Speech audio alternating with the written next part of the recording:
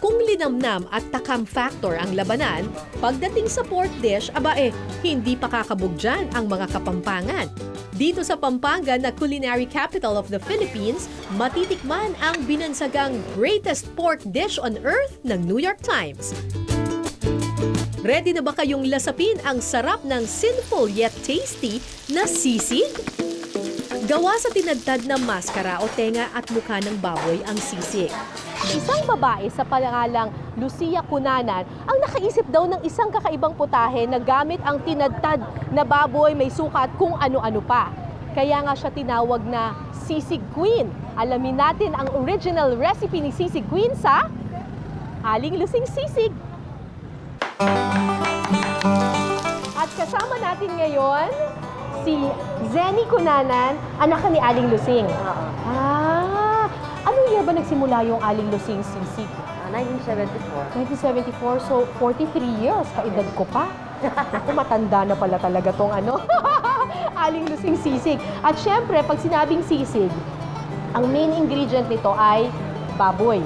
Yes, ulo ng baboy. Ulo talaga ng baboy, hindi yung laman. Talagang ito, tapos Ano gagawin natin dito sa ulo ng baboy na to? nilinisin muna natin. Paano, turuan mo ko? Alisin natin yung mga balahibo niya.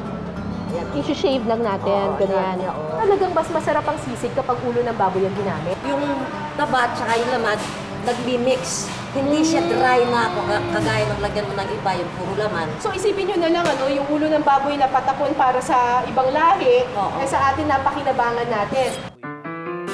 Kailangan daw munang pakuluan sa loob ng 1 oras ang maskara ng baboy. Pagkatapos, ready na ito para sa next step, ang grilling. Kapag naihaw na, pwede na itong tadtarin.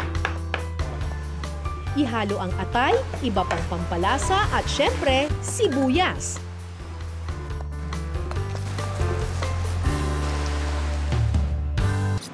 Alam niyo bang kada araw, 2 hanggang 3 sako ng sibuyas ang nauubos dito sa restaurant ni Aling Lusing? At dahil nandito na rin ako, tutulong na rin ako sa pagtatalo ng sandamakmak na sibuyas. Sila kuya at ate, ang mga lumuhuluha araw-araw. Ba't hindi kayo naiiyak?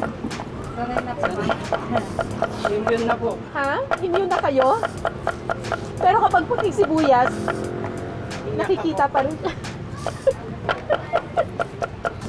Tatanggalin ko na lang yung pilik mata ko. Okay, game! Di ba ibang isang sako lang ang gawin natin ngayon? Kuya, malapit na maubos yung sako natin. Sibuyas, done! At isang balde ng luha. May luha ko dito. Yes! Pwede na tayo magluto ng sisig.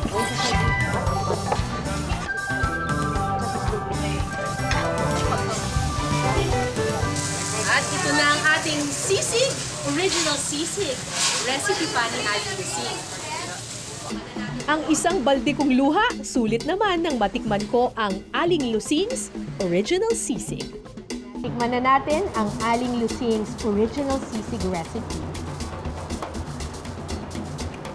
Ang sarap! Masarap siya dahil ang crunchy-crunchy pa nung sibuyas. Nakakapagpadagdag siya dun sa crunchiness din nung baboy.